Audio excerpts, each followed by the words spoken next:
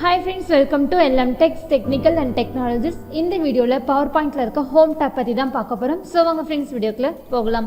So home tabல first group என்ன இருக்கு அப்படினு பார்த்தோம்னா Clipboard அப்படின்றது. இதுல நமக்கு மொத்தம் 4 tools இருக்கு. சோ கட், காப்பி, பேஸ்ட், அடுத்து பார்த்தோம் அப்படினா ஃபார்மட் பெயிண்டர் அப்படின்றது. சோ இத பத்தி இப்போ நம்ம ஒன் பை ஒன்னா பார்க்கலாம். சோ இப்போ நம்ம PPTல பார்த்தோம் அப்படினா டிஃபால்ட்டா ஒரு ஸ்லைட் நமக்கு ஜெனரேட் ஆயிடும். இந்த இடத்துல நான் வந்து ஒரு கண்டென்ட்டை டைப் பண்ணிக்கிறேன்.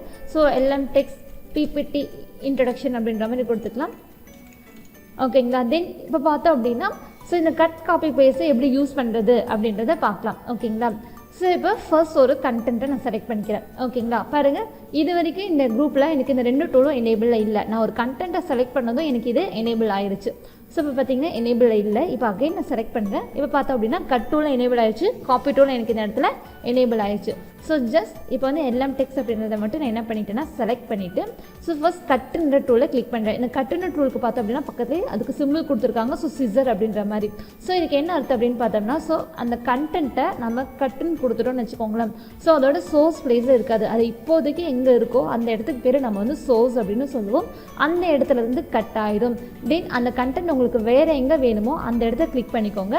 ஸோ கிளிக் பண்ணிவிட்டு அந்த கட் பண்ணது எப்படி இங்கே நம்ம கொண்டு வரலாம் அப்படின்னு பார்த்தோம்னா ஸோ அதுக்கு யூஸ் ஆகிறது தான் பேஸ்ட் அப்படின்றது.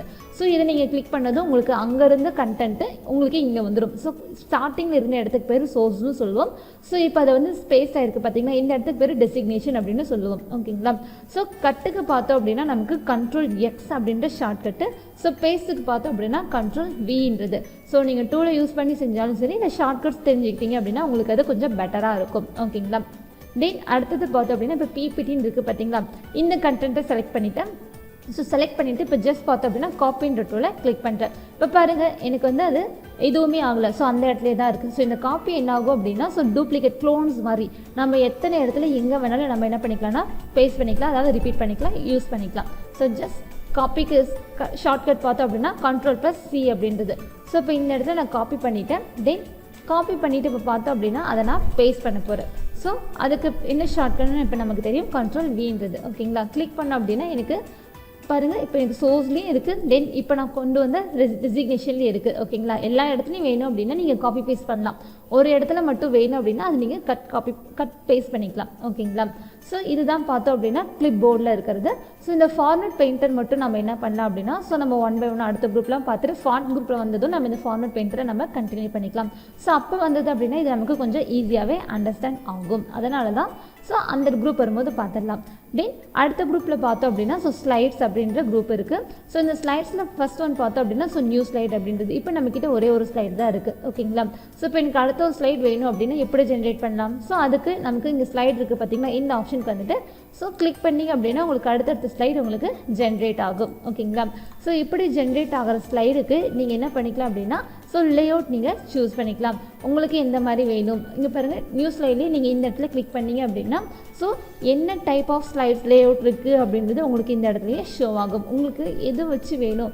இப்போ வந்து உங்களுக்கு ஹெட்டிங் வேணும் அப்படின்னா ஸோ நீங்கள் டைட்டில் இருக்க ஆப்ஷனை யூஸ் பண்ணிக்கலாம். இல்லை டைட்டிலோட உங்களுக்கு கண்டென்ட் வேணும் அப்படின்னா ஸோ நீங்கள் இந்த மாதிரி ஆப்ஷன் சூஸ் பண்ணிக்கலாம். பாருங்கள் இன்டர் பிட்வீனில் கண்டென்ட்டோட நடுவில் பார்த்தோம் அப்படின்னா ஸோ நமக்கு டேபிள் எனேபிள் பண்ணுறது, ஸோ சார்ட் இன்சர்ட் பண்ணுறது, ஸ்மார்ட் ஆர்ட் இன்சர்ட் பண்ணுறது, ஸோ இந்த மாதிரி ஐகான்ஸ்லாம் இருக்குது. இப்போ உங்களுக்கு ஏதாவது வேணும்னா ஜஸ்ட் நீங்கள் கிளிக் பண்ணி என்ன பண்ணிக்கலாம் அப்படின்னா ஸ்ட்ரெயிட்டாகவே நீங்கள் இன்சர்ட் பண்ணிக்கலாம். இதுக்குன்னு நீங்கள் இன்சர்ட் டேப்க்கு போய் நீங்கள் அந்த சார்ட்டை கிளிக் பண்ண தேவையில்லை. ஸோ ஸ்லைடோட முன்னாடியே உங்களுக்கு இது என்ன இருக்குன்னா ஆப்ஷன் எனேபிள் இருக்குது.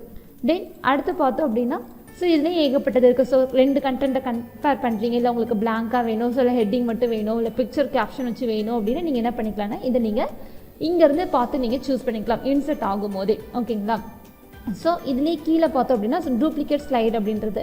ஸோ இப்போ ஸ்லைட் ஃபஸ்ட்டு இருக்குது பார்த்தீங்களா, எனக்கு இந்த ஸ்லைட் மாதிரி எனக்கு இப்போ இன்னொன்று வேணும். ஸோ அப்போ என்ன பண்ணுவோம், நம்ம உட்காந்து சேம் என்ன கண்டென்ட் இருக்கோ டைப் பண்ணுவோம். ஸோ அந்த மாதிரிலாம் பண்ணோம்னா நமக்கு டைம் வேஸ்ட் ஆகும். ஸோ அதுக்கு என்ன பண்ணலாம் அப்படின்னு பார்த்தோம்னா ஸோ டூப்ளிகேட் ஸ்லைட் நம்ம எடுத்துக்கலாம். ஸோ அதுக்கு என்ன ஷார்ட்கட் அப்படின்னு பார்த்தோம்னா ஸோ Ctrl+D அப்படின்ற ஷார்ட்கட். ஓகேங்களா. இல்லை அப்படின்னா நியூ ஸ்லைடில் போயிட்டு ஸோ இங்கே பாருங்கள் இந்த ஆப்ஷனில் நமக்கு டூப்ளிகேட்ஸ் அப்படின்னு இருக்குது பார்த்தீங்களா.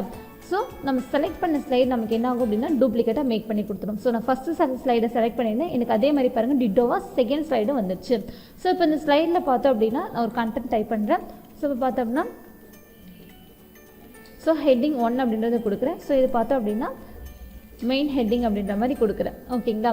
ஸோ இப்போ இதை வந்து நமக்கு அரேஞ்ச் பண்ணணும். ஸோ அப்போ எப்படி அரேஞ்ச் பண்ணலாம், ஜஸ்ட் இந்த இதை நீங்கள் லாங் ப்ரெஸ் பண்ணிவிட்டு இப்படி உங்களுக்கு எந்த இடத்துக்கு வேணுமோ அந்த இடத்துல நீங்கள் மிடில் கொண்டு போனீங்கனாலே அது உங்களுக்கு மூவ் ஆகிடும். ஓகேங்களா, இப்போ பாருங்கள் மெயின் ஹெட்டிங் அப்படின்றது எனக்கு ஸ்லைட் நம்பர் 2 வேணும். ஸோ ஸ்லைட் 4க்கு போய் நான் ஒரு டைம் கிளிக் பண்ணிவிட்டு நல்லா லாங் ப்ரெஸ் பண்ணிக்கிறேன். லாங் ப்ரெஸ் பண்ணிவிட்டு அப்படியே பாருங்கள் என்னோட கர்சரை நான் மேலே கொண்டு வரேன்.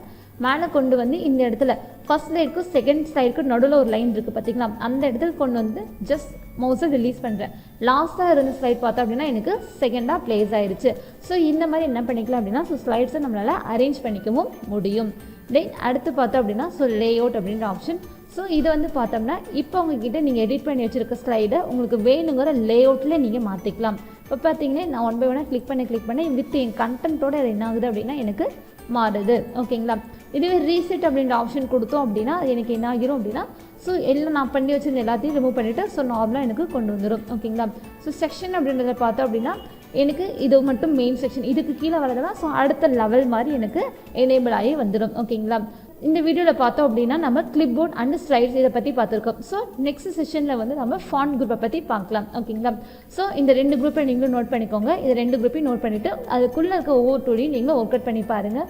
ஓகே ஃப்ரெண்ட்ஸ், நம்ம வீடியோ பிடிச்சிருந்து அப்படின்னா லைக் பட்டனை கிளிக் பண்ணிக்கோங்க. நம்ம சேனலில் போகிற வீடியோஸ் உங்களுக்கு தொடர்ந்து வரணும்னா சப்ஸ்கிரைப் பண்ணிக்கோங்க. அப்படியே பக்கத்தில் இருக்க பெல் ஐக்கானையும் கிளிக் பண்ணிக்கோங்க. ஃபாலோ பண்ண நீங்கள் ஃபாலோ பண்ணிக்கோங்க. உங்கள் ஃப்ரெண்ட்ஸ்க்கு வீடியோவை ஷேர் பண்ணிக்கோங்க. Okay friends, thank you.